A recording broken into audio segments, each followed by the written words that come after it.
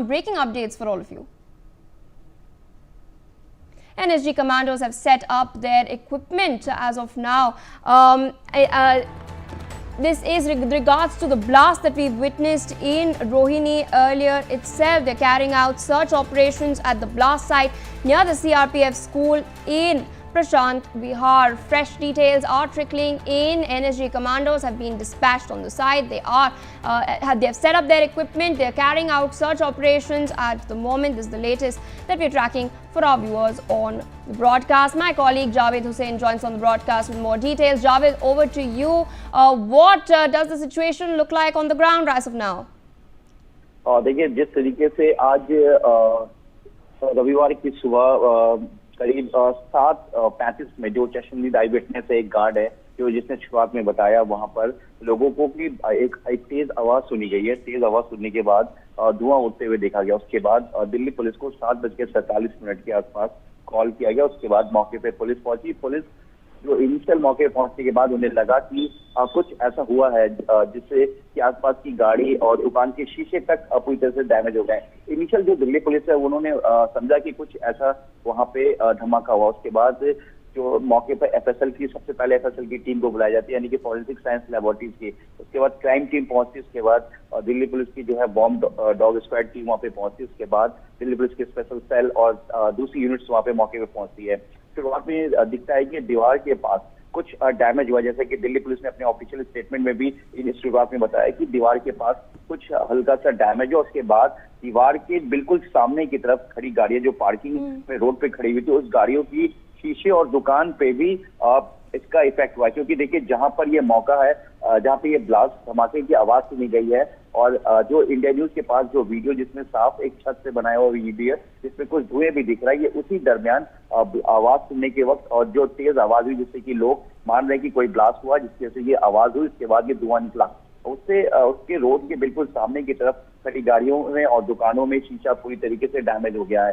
अब यहाँ पर एनएसजी की टीम पहुंची। एनएसजी की बॉम्ब स्क्वाड की जो एक्सपर्ट टीम है वो यहाँ पर पहुंची है और एनएसजी की टीम ऐसी वारदात में जहां पे कोई ब्लास्ट होता है या कोई टेररिज्म से जुड़ा मामला होता है, वहां पे एनएसजी की इन एक्सपर्ट टीम को बुलाया जाता है। एनएसजी की एक्सपर्ट टीम में कई एक्सपर्ट है इस वक्त और वो वीडियोग्राफी के साथ साथ स्टिल फोटोग्राफी भी मौके पर से ले रहे हैं, जिससे कि कई जो सैंपल उनकी एग्जामिन किया जा सके, यानी कि फॉरेंसिक एक्सपर्ट के तौर पर। वहां पर एनएसजी की जो टीम है वो दिल्ली पुलिस के स्पेशल सेल के दूसरे जो ऑफिसर्स हैं मौके पर, जो वहां पर लोग हैं, उनसे इस पूरे मामले में जो विटनेस के तौर पर जिन्होंने इस पूरे इंसिडेंट को देखा, उनसे इस बारे में पूछताछ कर रही है। एनएसजी जो है इसमें किस तरीके से धमाका हुआ, कितनी धमाके की आवाज थी, कितने देर मतलब कितने सेकंड तक ये धमाका रहा, क्या 20 सेकंड, 5 सेकंड, 10 सेकंड, उसकी डेंसिटी कितनी थी, उसकी पूरी कैपेसिटी कितनी थी।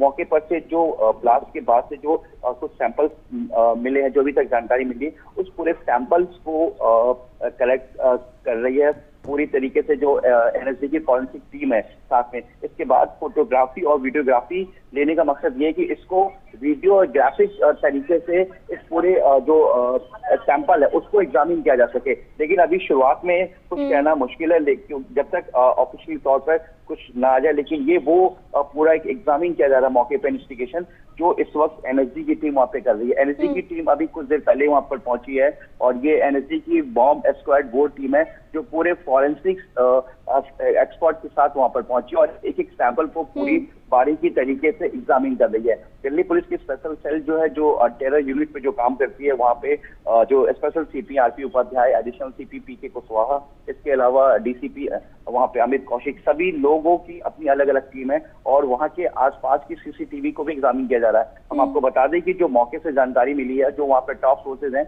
उन्होंने साफ हिदायत दी अपने तमाम लोअर स्टाफ को कि कोई भी इस इंसिडेंट के आसपास के किसी भी सीसीटीवी फुटेज को किसी भी मीडिया या लोकल एक्सेस को ये तक नहीं पहुंचना चाहिए, क्योंकि जिस तरीके से त्योहार का वक्त है और अगर हम आपको बात करें कि हाल के दिनों में जिस तरीके से दिल्ली और इंटरनेशनल तमाम फ्लाइटों को धमकी मिल रही है और लगातार जिस तरीके से इंडिया में एक बार टेरर मॉड्यूल फिर से है, तो क्या ये उस तरफ का रुख है या फिर इसके पीछे की सच्चाई क्या है, ये कुछ ही देर में साफ हो पाएगा। लेकिन जिस तरीके से सीआरपीएफ स्कूल की दीवार के पास ये पूरा एक तरह से तेज आवाज सुनी गई है और इनिशियल इसे बताया जा रहा है कि एक तेज धमाका भी हुआ क्योंकि इसके साथ धुआं निकला और आसपास के लोग जो उस वक्त सुबह का वक्त था और रविवार का दिन है, तो ऐसे में क्या ये एक टेस्टिंग था या फिर किसी की शरारत है, इसके पीछे क्या है? क्योंकि देखिए जिस तरीके से ये दीवार के पास डैमेज हुआ है और दीवार के दूसरी तरफ जो गाड़ी और दुकान के शीशे हैं वो डैमेज हुआ है, तो इसको कहीं ना कहीं लो डेंसिटी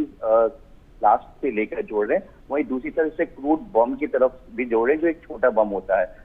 अभी ऑफिशियली तौर पर जो फॉरेंसिक एक्सपर्ट है दिल्ली पुलिस की क्राइम टीम, एनएसजी की, दिल्ली पुलिस की स्पेशल सेल की टेरर यूनिट जो वहां पर है, जो इस पूरे टेरर मॉड्यूल पे काम करती है, वो तमाम टीमें मौजूद है और कुछ ही देर में साफ हो पाएगा कि आखिर ये किस तरीके का अगर ब्लास्ट है, इसमें आवाज सुनी गई है, अगर वहां पे लो डेंसिटी की बम है तो इसमें क्या क्या मिला हुआ है, क्या आईईडी, इस सबको लेकर तमाम अलग अलग एंगल से ये थोड़ी देर में ही साफ हो पाएगा। जी Indeed, as you aptly put it is too early to reach a conclusion.